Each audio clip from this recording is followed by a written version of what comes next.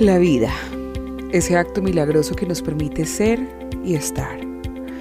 La vida que habita un cuerpo para sentir, para crear, para crecer. La vida y la posibilidad de, por ejemplo, hablarte y que me escuches. Siempre es un gusto darte la bienvenida a cada episodio de Las Cronifonías, el podcast del diario La Crónica del Quindío. Soy Claudia Brito y el nombre que le hemos dado a este capítulo es Una decisión de vida o muerte. Cronifonías, historias bien contadas. Hablar del suicidio, como dice el viejo refrán, al igual que en los toros, desde la barrera es mucho más fácil. Sin embargo, esta problemática de salud pública cada vez es más frecuente, invitándonos a hacerle cara y a ser empáticos con quienes lo viven. Tuve el privilegio de hablar con dos profesionales del área de la salud mental. La primera de ellas, la psiquiatra de niños y adolescentes Andrea Guzmán. Con ella entramos en materia. Cronifonías, el podcast. Siempre ha sido un tema muy complejo porque el resultado final llega a salud, a la parte médica, pero son muchos factores que están asociados al tema del suicidio, entonces ya se convierte en un problema de salud pública. Implica la parte de colegio, familia, la parte de religiosa, la parte de políticas, la parte de salud en sí, pero el resultado final pues llegas al sector salud. Quindío, eje cafetero, siempre ha estado en los primeros lugares a nivel nacional con tema de suicidio desde hace muchos años, por eso las políticas que se implementan, sobre todo en la región y en Quindío, tienen un tema muy particular en prevención de suicidio. También prevención de consumo de sustancias psicoactivas, que es el otro punto en donde eje cafetero y Quindío siempre ha estado en los primeros 2-3 lugares a nivel nacional. ¿Qué ha pasado con niños, niñas y adolescentes? Que aparecen reportes ya de suicidio en niñas y adolescentes, situación que no existía antes. Eso está apareciendo de unos 4 o 5 años para acá, suicidios de niños de 9 años, de 7 años, en donde antes eso no existía, ¿sí? Antes era adulto joven, ahora para niños. No necesitamos tener una estadística alta en niños. Hay un 10%, un 12%, pero con que un niño se suicide es una tragedia, porque todo se tasa en sector familia, en qué hubiera pasado con ese niño si eso no hubiera ocurrido, algo que se llama como años de vida perdido, qué hubiera pasado con ese niño si más adelante las proyecciones. Entonces, si bien es difícil un tema de suicidio en cualquier edad, con cualquier persona, pues con un niño es mucho más complejo. La segunda invitada es Isabel Cristina González, es psicóloga especialista en psicología clínica y en esta charla expuso lo que en su experiencia ha detectado frecuentemente en los jóvenes con tendencias suicidas. Simplemente no se sienten parte de. Cronifonías. Las causas por las cuales los muchachos, desde la realidad que yo he experimentado, piensan en suicidarse, pues en ocasiones ni ellos mismos las entienden. Hay muchos factores que están involucrados en lo que tiene que ver con la conducta suicida, como muchos tienen que ver con factores extrínsecos, básicamente situaciones psicosociales que se pueden determinar como factores de riesgo en una conducta suicida. Si miramos esos factores extrínsecos, pues podría ser factores a nivel familiar, disfunción familiar, familias donde hay presencia de consumo de sustancias psicoactivas, en muchas de ellas, o sobre todo el licor, que va de la mano también con situaciones de violencia, discusiones, falta de apoyo familiar, los chicos se sienten poco comprendidos, ¿sí? Están también esos factores económicos, digamos un ser humano que no tiene sus necesidades básicas satisfechas, pues también digamos que eso es un factor que contribuye de manera relevante. Y desde la parte social, pues los chicos, sobre todo los adolescentes, el no sentir que encajan, el no tener una identidad definida, el no tener unos espacios de autonomía e independencia, pues digamos que también contribuyen a que ellos puedan desencadenar conductas suicidas. Y desde esos factores intrínsecos pues vengo observando factores como que desde su parte cognitiva o sus esquemas de pensamiento o están orientados a situaciones como ¿qué pasaría si me muriera? Creo que mis padres estarían mejor si yo no viviera, les daría como menos dificultades o menos problemas. Es más fácil no vivir, siento que ocupo un espacio que no merezco o que no me pertenece, pero lo más llamativo es que cuando uno intenta ahondar de pronto en la situación o en la causa que los tiene, pues ellos mismos reconocen no tener como unos factores de riesgos potencializados que los lleve a sentirse como se sienten, y creería que es precisamente en ese aspecto donde más se confunden, porque cuando ellos empiezan a evaluar, digamos, sus áreas de vida, entonces logran identificar que tienen un buen sistema familiar porque hay un papá y una mamá que se ocupa de ellos, una red de apoyo sólida, que en muchas ocasiones no tienen ninguna dificultad económica porque todas sus necesidades básicas y no básicas son satisfechas, tienen la posibilidad de hacer otras actividades aparte de lo que realizan en su cotidianidad, estudiar, pues tienen facilidad de poder hacer otro tipo de actividades si no lo hacen. También observan que tienen amigos, muchos tienen pareja, entonces creo que a donde más se confunden es el por qué me siento como me siento si realmente no tengo una causa relevante que me lleve a sentirme así. Entonces uno diría que de pronto puede ser como un aspecto que se está presentando en las generaciones actuales, el no querer vivir pero no tener claro el por qué no quiero vivir.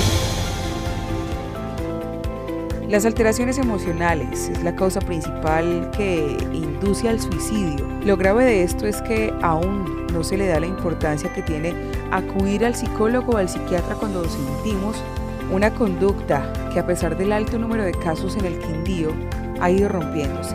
Hoy por hoy no tildan de loco al joven que pide consulta. Hablemos con Andrea de este tema. Cronifonías, el podcast. La alteración emocional, síntomas de ansiedad, trastornos depresivos, trastornos de ansiedad, que claramente con pandemia se aumentó. Claramente está que aumentan cifras de depresión, aumentan cifras de ansiedad, y esos trastornos se vuelven crónicos. Ya no tienen un mes, sino 2, sino un año, sino más tiempo. Entonces eso empieza a ser como un efecto de bola de nieve. Algo pequeño se va convirtiendo en algo ya más grande. Entonces ese es el punto número 1. El segundo, ya son personas con enfermedades en general, enfermedades crónicas, enfermedades de un dolor crónico, un cáncer. No necesariamente son enfermedades en salud mental, porque es que el suicidio y la conducta suicida es para todas las personas. Uno piensa, claro, el paciente de salud mental, el paciente de psiquiatría tiene más riesgo, pero si ese paciente está compensado, está con su tratamiento, está en controles, está con un apoyo familiar, está bien. ¿Sí? Entonces se mira todas las enfermedades no transmisibles, ¿sí? Como las enfermedades crónicas, que es un riesgo a presentar una conducta suicida. Hay un tema muy particular en salud mental que es el estigma que se tiene, y el estigma ha estado y posiblemente y lastimosamente vaya a estar más tiempo, ¿sí? Entonces uno puede decir, yo tuve cita con la ginecóloga, tuve cita con el urólogo, y es un tema que no es como tan normal porque daba pena, por el tabú, por no, si yo no digo, ¿dónde te hiciste la citología? No, ¿sí? Pero de alguna manera estoy en cita con el psicólogo, pues ya genera una serie de imaginarios negativos. El lenguaje nos conecta socialmente, es el puente que nos ha facilitado vivir en sociedad. Poder comunicarte lo que pienso, lo que siento, lo que espero y los acuerdos es lo que nos hace distintos a las demás especies. Si fuéramos conscientes del poder que tiene nuestra palabra, usaríamos el lenguaje adecuadamente para conectar. Cronifonías, el podcast. Bueno, en cuanto a la detección temprana, sí hay, digamos, en el lenguaje popular una tendencia de las personas a decir estoy deprimido, estoy ansioso, y digamos que la misma falta de conocimiento hace que desde lo popular no entendamos realmente el significado que tiene el estar en un cuadro depresivo, en un cuadro ansioso. Para las personas que realmente padecen estas condiciones es muy complicado, porque no es un asunto tanto que involucre la voluntad, es como si fuera un estado mayor que domina, que me atrapa, que no me permite tener como un dominio propio y una funcionalidad de mi vida.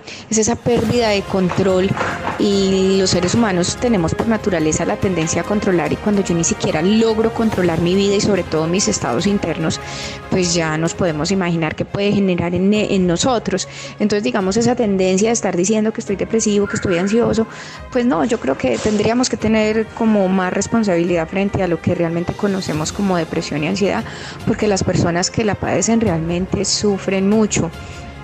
Detención temprana, pues yo te podría decir que todas las personas tenemos una predisposición en cualquier momento a atravesar una crisis en salud mental, por lo que te exponía ahora de esos eventos de vida de impacto que me pueden desbordar. ¿De qué estoy hablando? Llevo 17 años en un empleo y me despiden, 40 años de matrimonio y mi esposo me abandona, se me muere mi mascota, se me muere mi ser querido, una desaparición forzada, bueno, cualquier evento de vida de impacto que irrumpe mi tranquilidad y para la cual yo no estoy preparada, pues obviamente eso me va a desbordar. Entonces, que realmente haya una garantía en salud mental de que absolutamente nadie vaya a tener que pasar por un estado de esos, realmente no la hay. Hay personas que tienen muy buenas estrategias de afrontamiento, personas que tienen buena capacidad de resolución de conflictos, personas que son resilientes, y digamos que esas personas podrían tener mejores recursos para afrontar sus dificultades,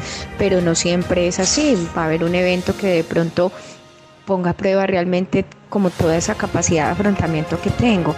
Entonces, cualquier persona en cualquier momento puede experimentar una dificultad en su salud mental que lo lleve a pensar en no querer vivir o en atentar inclusive contra su propia vida. Aquí va una reflexión para los medios de comunicación. Escucha lo que nos explica Andrea. Cronifonías. Y hay un efecto también que es un fenómeno como en dominó. Cuando ocurre un evento de suicidio, el temor es que pueda haber algún colectivo, otras personas que puedan estar asociadas a esa situación. Ejemplo, el vecino fallece y yo estoy pensando en eso, y los medios de comunicación de alguna manera al dar la noticia pueden dar alguna herramienta sin querer, queriendo, de cómo lo logró. Y esta persona que estaba indecisa o que lo estaba pensando encontró la respuesta a la pregunta que tenía. ¿Sí? Esta persona logró hacer eso porque lo hizo de tal manera, de tal forma, y me da una estrategia o una herramienta para mí en ese momento que tengo esa idea. Entonces también es un sector supremamente importante. ¿Sí? Por eso decía, es un problema de salud público que llega a salud, pero no es solo de salud, porque es que la noticia, la información aparece en otros medios, ¿sí? Digitales, impresos, radio, van a escuchar. Entonces, eso también hace que la persona como que tenga ese impulso. Y recordemos que hace muchos años en Eje Cafetero, especialmente Quindío, hubo un pacto de suicidios acá en personas adultas mayores. Entonces, ese es el efecto dominó. Fallece uno, fallece otro, y empiezan a buscar. Aquí nos pasó en un municipio años atrás, antes de pandemia, unos 5 o 6 años, un efecto similar. Cada mes era un adolescente diferente, sin saber qué posible pacto o posible relación o qué haya ocurrido, porque eso está descrito y lastimosamente no se puede saber completa la información. Entonces ahí viene psicología forense o psiquiatría forense como a revisar esos casos de qué pudo haber ocurrido, pensando en que no continúen esas muertes asociadas, esos suicidios. Al inicio de este podcast te decía que ver el suicidio desde la barrera es algo muy distinto a estar dentro de la corrida, Pero tener en casa a un familiar con pensamientos suicidas es otra historia. Las medidas preventivas son extremas y aquello de ofrecer compañía 24/7 tiene consecuencias como el desempleo de quien evita la soledad. Cronifonías, el podcast. ¿Qué se recomienda básicamente desde las medidas de aseguramiento cuando yo ya he tenido una persona o un chico en casa que ha intentado suicidarse? Pues la mejor medida de aseguramiento que existe es no dejar la persona sola en lo posible, ¿sí? Uno también diría, pues, ¿cómo hacemos para estar 24/7 pendiente de una persona de que no va a atentar contra su vida? Uno sabe que a veces puede que sea complejo y hasta muy difícil, pero en lo posible es no dejar la persona sola, ¿sí? Lo otro es mirar en casa qué factores o qué aspectos hay que puedan contribuir a esa misma conducta. Entonces, cuando uno habla de medida de aseguramiento, es que las personas en casa que han tenido alguna experiencia con un familiar que ha intentado suicidarse, entonces es empezar a mirar qué hay en casa que esa persona pueda atentar contra ella misma, pero que yo pueda corregir y aminorar la posibilidad del evento. Entonces, tener medicamentos todos bajo llave, no tener venenos, elementos con los cuales las personas se puedan agredir, elementos cortopunzantes, correas, lazos, bueno, tomar todas las medidas que sean eficaces para evitar que una persona atente contra su vida. En el caso de nosotros los terapeutas, pues activar las rutas de atención. Ya sabemos pues que también esa es una de las causales por las cuales nos es permitido poder romper ese secreto profesional para poder activar la ruta y entonces inicialmente buscar esa red de apoyo cercana que tenga la persona que ellos autorizan desde ese primer contacto, poder llamar en caso de presentarse un evento de esa magnitud o cualquier situación que amerite. Normalmente los pacientes le dan a uno el nombre o la referencia de alguien con quien haya que hablar en caso de un adulto, pero si estamos con un chico, pues ya sabemos que la primera red de apoyo que hay que activar tiene que ver directamente con su red de apoyo familiar. Entonces sería contactar a mamá o papá y decirle que la situación. Lo otro es que si en la situación está tan compleja, pues el mismo profesional encargarse de que la persona ingrese al sistema de salud, sea por urgencias o por otro medio. Lo bonito de salud mental es que no es un paciente, son muchos. Y digo lo bonito porque uno piensa que hay un enfermo, ¿sí? Y este es el enfermo. No, hay muchas personas involucradas, que existe diferentes tipos de familia, ¿sí? Nosotros ya no tenemos la familia tradicional de años atrás en donde era mamá, papá, hijos, pero igual sigue siendo familia, ¿sí? Puede ser una solo papá, pueden ser familia reconstituida, puede ser familia sustituta a los niños de ICBF. Bueno, este tipo de familia tiene un impacto cuando ocurren eventos así. Por un lado son los hijos, por el otro lado son los hermanos, por el otro lado puede ser el tío. Entonces va a generar un impacto emocional en todos los integrantes de la familia. Es como cuando una persona fallece, ¿sí? Este es un intento, pero cuando una persona fallece todos viven esa situación diferente. Entonces, asimismo, uno intenta proporcionar la ayuda a todo el grupo familiar. ¿Por qué digo intento? Porque es una voluntad, es una puerta abierta que se deja para que puedan asistir. Entonces, puede que el paciente sea uno, ¿sí? Pues dice, ven, ¿y la mamá cómo estará? ¿Y el papá cómo estará? ¿Y el tío? ¿O la abuela que lo crió? ¿O las bisabuelas? ¿Sí? Entonces, eso se proporciona de alguna manera para que puedan asistir también a consulta. En oportunidades no se puede realizar porque es para el paciente, ¿sí? Para Pepito Pérez, pero no invita a que pida su cita, su consulta con su EPS, con su médico para que lo pueda atender, porque nos quedamos callados, tenemos una situación emocional y la emoción se vive internamente. Entonces yo me quedo callada, yo no digo nada, si el enfermo es él, yo no puedo decir nada porque tengo que estar bien. Y el estar bien es entre comillas, porque yo no estoy bien. ¿Cómo voy a estar bien si ocurre un evento que yo veo a la persona o la encontré como cuando alguien tiene un accidente de tránsito, ¿sí? ¿Qué le pasó? Nada, pero es que estuvo en el accidente, vio, escuchó, ¿sí? Ayudó. Entonces, eso es una situación porque tenemos memoria visual o memoria auditiva. Pues yo me acuerdo de esos eventos. Y la idea es que eso inicial se maneje para que no se vuelva ya crónico, ¿sí? Pesadillas, momentos en los que me acuerdo y me asusto, ansiedad, distraída. Y existe una situación que OMS es clara en decir que ante un intento de suicidio el riesgo está en los primeros 6 meses de que vuelva a ocurrir. Entonces voy a estar pensando, lo dejo solo, me voy, trabajo, no trabajo, lo acompaño. Y es cierto, hay 6 meses de riesgo de un evento que pueda volver a ocurrir. Cronifonías, el podcast. Esta charla tuvo matices muy interesantes, no solo para conocer las medidas de contención, sino también para hacer una prevención asertiva desde la primera fase de formación del carácter. Entonces, hay un tema de familia, es cuando yo tengo un hijo, los papás siempre buscan, intentan hacer el mejor trabajo posible. Y lo mejor para mi hijo no es hacer todo o hacerle todo o evitar que le pasen muchas cosas. A veces yo tengo que enseñar, y una enseñanza que es muy chiquita, cortica, es una palabra sencilla que se llama no.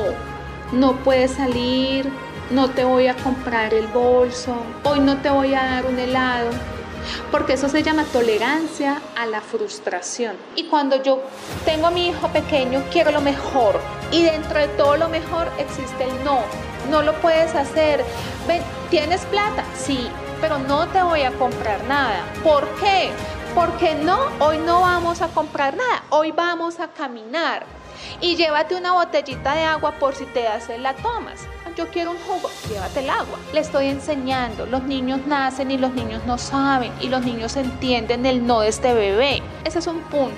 Entonces, yo tengo un proceso de enseñanza y de crianza en los niños. Pero el segundo chance es en la adolescencia. Entonces, si no se pudo realizar algo por diferentes circunstancias pequeño, tengo adolescencia para poderle enseñar que también existe el no. ¿Por qué empiezo con papás? Porque papás es proceso de crianza. Si yo adolescente no he tenido el no y soy buen estudiante, me regalan algo, no tiene tanto problema, es juicioso, ¿cómo le digo que no? Sí, tengo que decirle que no porque la vida le va a decir que no. Entonces, en el segundo momento, que son los amigos, le decir, no quiero jugar contigo, no quiero ser tu novia, no me gustas, perdiste, no te ves bonito, te ves feo. Ahí aparece el no, y el no es social. Entonces aparecen víctimas de matoneo, aparecen dificultades en las relaciones sociales, aislamientos, ya con el adolescente. Entonces, si de alguna manera yo he tenido un laboratorio que es la casa, y entiendo esa situación, posiblemente después no me vaya a sentir tan mal, ¿sí? Con el adolescente, sí, existen cosas y existen momentos difíciles. Al adolescente pocas personas las entienden, porque a veces a los adultos se nos olvida que fuimos adolescentes, que nosotros no nacimos adultos, nosotros tuvimos un proceso. Y en ese proceso cambió, porque no estamos en años atrás. Ahora hay tecnología, ahora hay redes, ahora hay acceso fácil, la información fácil que está a la mano de un celular.